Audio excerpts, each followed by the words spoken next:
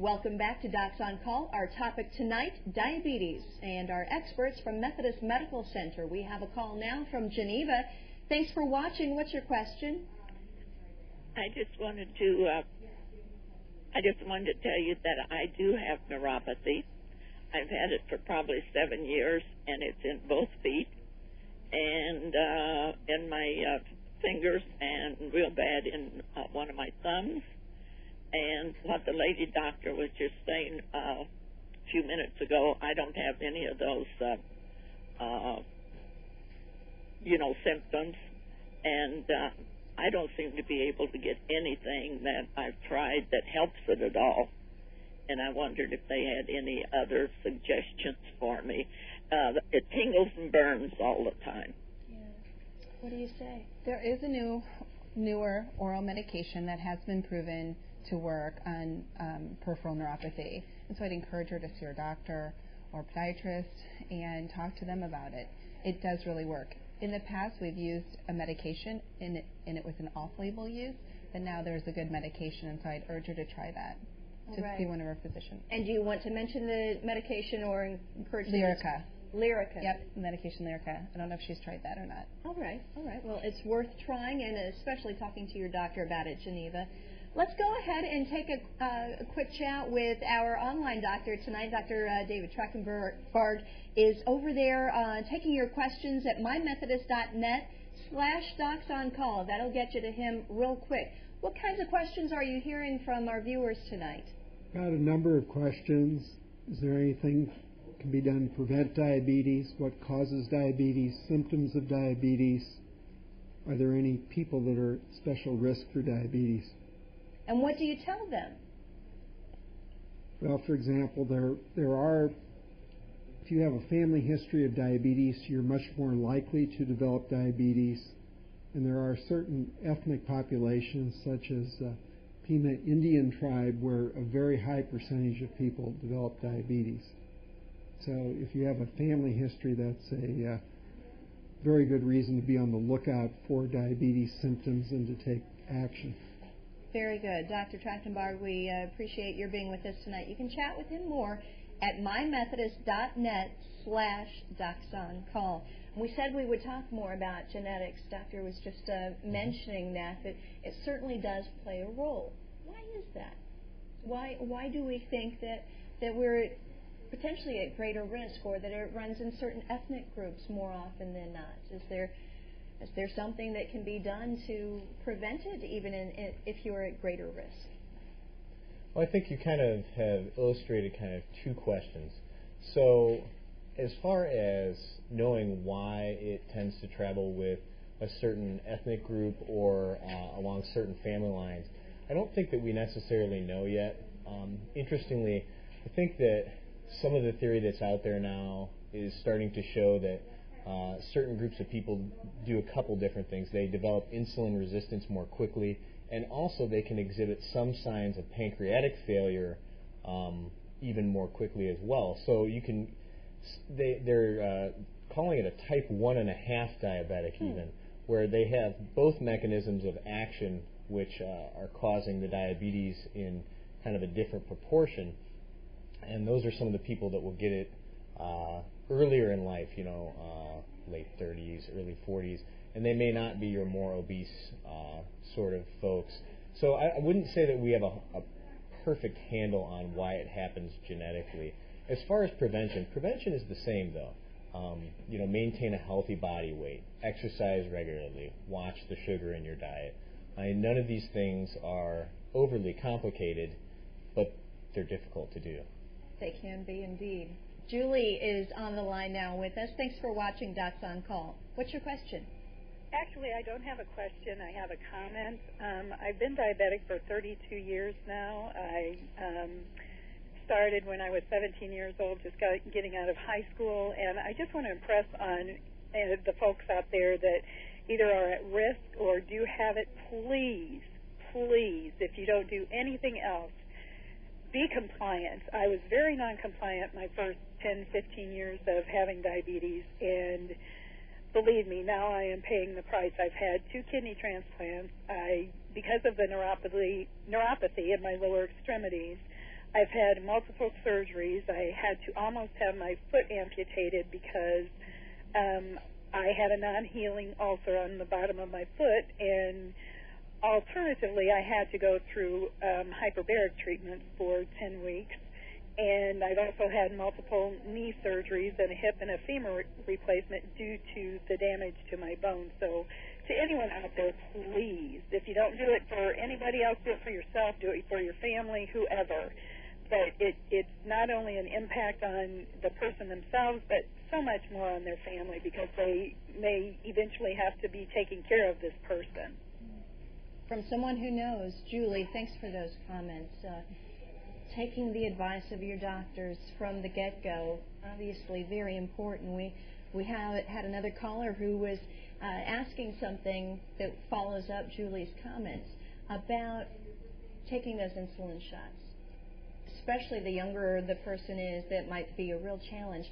Wondering, if you miss a day here or there, how important is that? Is it really that big of a deal? And what do you tell your patients who say, is it really that big of a deal? It's absolutely a big deal. I mean, it's hard today. I had a patient in his young 20s who I amputated a toe, his first amputation, which may be of many. His parents begged me to get him a diabetic educator. They have tried talking to him. It's difficult because he just wants to be like everyone else in your 20s and not have to worry about it. But you have to think, just like the caller said, long term, what are the complications going to be? It's going to shorten your life, and every day it's so important. We do have a blood test called the hemoglobin A1C, which is a measurement of how your blood sugar is doing over 3 months, and that's a very important number, and something that we want every diabetic to have tested regularly. All right. Let's see, we had Roger who says the patient has poorly controlled diabetes and will be going for an amputation on Thursday. How long will it take to heal? And when can he start walking again? What would you say? There's so many factors that go into that, but hopefully, I always tell patients it'll take 2 or 3 months at least to heal. But everyone's different. How good is his blood flow? How neuropathic is he? And how good his control of his diabetes is? All of those are factors. The more tightly controlled his diabetes and ensuring that he has good blood flow and good nutrition, it'll go faster, but it is a long time. We want to mention to people again real quick, the drug that you mentioned a moment ago, because we had a caller who missed what it was called for the neuropathy. Lyrica. So there you go. Lyrica is something you can check out. It might work out well for you, but certainly consult your doctor. This caller, BJ, if I have diabetes and was taking metformin, did I pronounce that correctly? You did. And they changed it to another medication that is not working. How can they do that? My diabetes control is worse. So, not satisfied with this new drug. What would you tell a patient who said, I don't like what you changed it to and I'm not sure why you did it? Well, I mean, the first thing I'd say actually is to speak with your doctor. Tell them the same thing that you're telling us. Because sometimes that's all you need to do is to bring that up to them. But there's several reasons also, though, that you may be taken off of metformin. And one would be kidney insufficiency. For people that have kidney problems or other medical conditions, metformin may not be an appropriate medication for them. And it's kind of what we talked about earlier in the show, in that the specific therapy really has to be tailored to each individual patient, their comorbidities, and their preferences, really, because there are a lot of different ways to treat diabetes, and so more than likely your doctor can tailor it to something that is acceptable to you, that doesn't necessarily interfere with your lifestyle as much, and that really is the best option for the individual person. And as you said, remember, you're part of the team in this instance. Talk to your doctor, for sure. Let's take another call. I believe it's Jeannie. Thanks for watching Docs on Call. What's your question? Hi. I've had type 1 diabetes for 40-something years and was never an overweight child. I was active and thin, and I get frustrated sometimes when it seems like the media says, oh, if everybody would lose weight and exercise, they would be able to not have their diabetes any longer, be able to prevent their diabetes. I wonder if you could talk a little bit more about the causes of type 1, where it seems like it's more of an autoimmune kind of process versus a diet and exercise kind of thing? Well, Jeannie, actually, you kind of hit the nail on the head in that type 1 diabetes, once again, is caused by failure of the pancreas to be able to produce insulin. And we aren't 100% sure exactly why that happens yet, whether it's an autoimmune disorder versus possibly a viral infection early. And then also, you mentioned that you had it when you were 17. So there are certain people that may develop it very early, even 6 years old, 7 years old, versus somebody in their teens or even their early 20s. So I wouldn't... Go ahead. Okay. I know. So I would say that not necessarily is every person who is diabetic overweight, or is their diabetes due to obesity. There is certainly a large group of type 1 diabetics out there where obesity may not play as much of a role. And that's where the distinction really comes in between the two. Mm-hmm. We've got time for one more caller real quick. Thanks for watching Docs on Call. What's your question? This is Rosie. Hi, Rosie. Hi, Rosie. Hi.